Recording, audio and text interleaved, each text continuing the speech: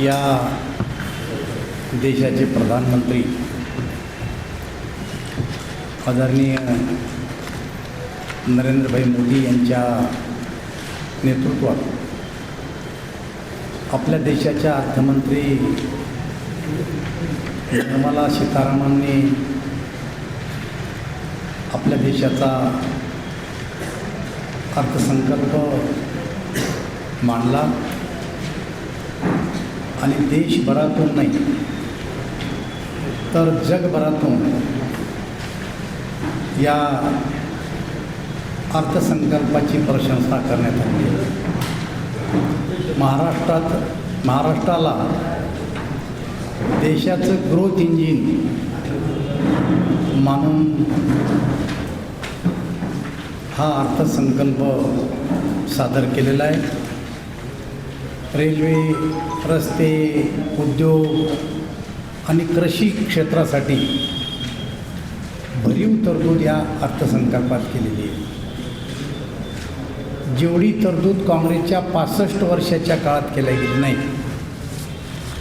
तेवढी भरीव तरतूद या अर्थसंकल्पामध्ये महाराष्ट्रासाठी करण्यात आलेली आहे.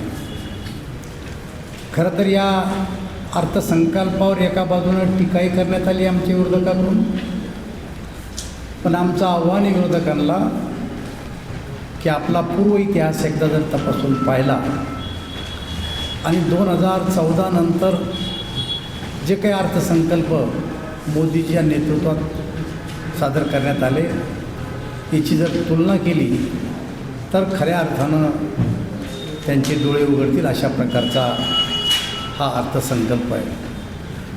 प्रामुख्यानं रेल्वेच्या बाबतीत जर आपण विचार केला तर 2014च्या अगोदर आपल्या या राज्याला रेल्वे खात्याकडून केवळ 1171 कोटी रुपये मिळायचे. त्यामध्ये नवीन प्रकल्प असू द्या, रेल्वेचा स्टेशनचा विकास असू द्या, जुने प्रलंबित असलेले प्रकल्प असू द्या, ही सर्व कामं 1171 कोटी रुपयामध्ये केल्या जायची. दरवर्षी यात वाढ करून यावर्षी 23,778 कोटी रुपये या अर्थसंकल्पामध्ये रेल्वेला दिले. साधारणतः ही 20 पटीनं वाढ रेल्वेच्या संदर्भामध्ये झालेली आहे. आपल्या देशामध्ये 7 हायस्पीड रेल्वे कॉरिडॉर याचा सर्वे झालेला होता ज्यावेळेस मी रेल्वे मंत्री होतो. त्यामध्ये प्रामुख्यानं भविष्यामध्ये 7 रेल्वे हायस्पीड कॉरिडॉर करायची संकल्पना होती. त्याचं मोजमाप झालं होतं, तसे अंदाजपत्रकं तयार झाले होते. त्यामध्ये वाराणसीपासून तर दिल्ली, न्यू जलपाईगुडीपासून दिल्ली आणि प्रामुख्यानं जर सूचना करायची असेल तर या शहरात रेल्वे मंत्री आले त्या टायमाला मुंबई नागपूर हा जो समृद्धी महामार्ग आहे हाही महामार्ग त्या हायस्पीडमध्ये आपण सर्वे केला होता. परंतु तो हायस्पीड कॉरिडॉर याच्यामध्ये नाही याचं मला दुःख याच्यासाठी की जे काही नेतृत्व आपलं लोकसभेमध्ये या ठिकाणाहून गेलं त्या नेतृत्वानं त्याचा पाठपुरावा योग्यरीतीनं करायला पाहिजे होता. तो केला गेला नाही. परंतु मुंबईपासून पुणे, पुण्यापासून हैदराबाद, वाराणसीपासून दिल्ली असे वेगवेगळ्या प्रकारचे हायस्पीड रेल्वे कॉरिडॉर या ठिकाणी मंजूर करण्यात आले आणि साधारणतः 5,000 कोटी रुपयाचा खर्च प्रस्तावित त्याच्यामध्ये करण्यात आला आहे.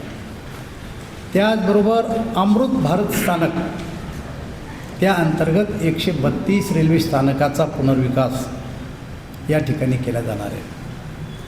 आपल्याला माहिती आहे की पूर्वी जवळपास 150 स्थानकं यामध्ये घेतले होते. त्यामध्ये जालन्याचं 200 कोटी रुपयाचं स्थानक आत्ता जवळपास पूर्ण होत आलं आहे आपल्याकडचं.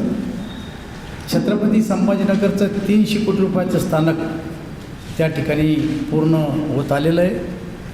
शिवाय 1200 कोटी रुपये रेल्वेचे जे मुंबईचं लोकल सेवा आहे त्याच्या विस्तारासाठी या अर्थसंकल्पामध्ये तरतूद करण्यात आलेली आहे. त्याशिवाय रस्ते आणि महामार्ग आणि त्याची दुरुस्ती यासाठी सुद्धा 1500 कोटी रुपये केंद्र सरकारने आपल्या अर्थसंकल्पामध्ये तरतूद केली आहे. कोकणासाठी कनेक्टिव्हिटी असली पाहिजे, सागरी मार्ग आहेत त्याला गती दिले गेले पाहिजे, त्यासाठी सुद्धा विशेष तरतूद या ठिकाणी करण्यात आलेली आहे.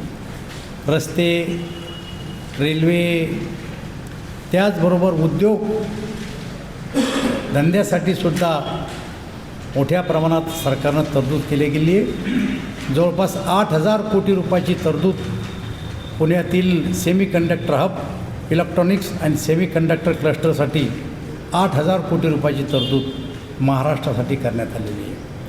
आपल्याला माहिती आहे की वाढवण बंदर आता जे नव्यानं आपलं होतं आहे पालघरजवळ, या बंदराच्या कनेक्टिव्हिटीसाठी 2500 कोटी. देशातलं सगळ्यात मोठं हे बंदर होणार आहे आणि ते चारही बाजूनं जर जोडलं तर दळणवळणाचे साधनं वाढतील आणि लॉजिस्टिकवरचा आपला खर्च कमी होईल. या दृष्टीनं आपल्या देशाच्या प्रधानमंत्र्यांनी हा एक प्रकल्प हाती घेतलेला आहे. त्यासाठी 2500 कोटी रुपयाची तरतूद या ठिकाणी करण्यात आलेली आहे.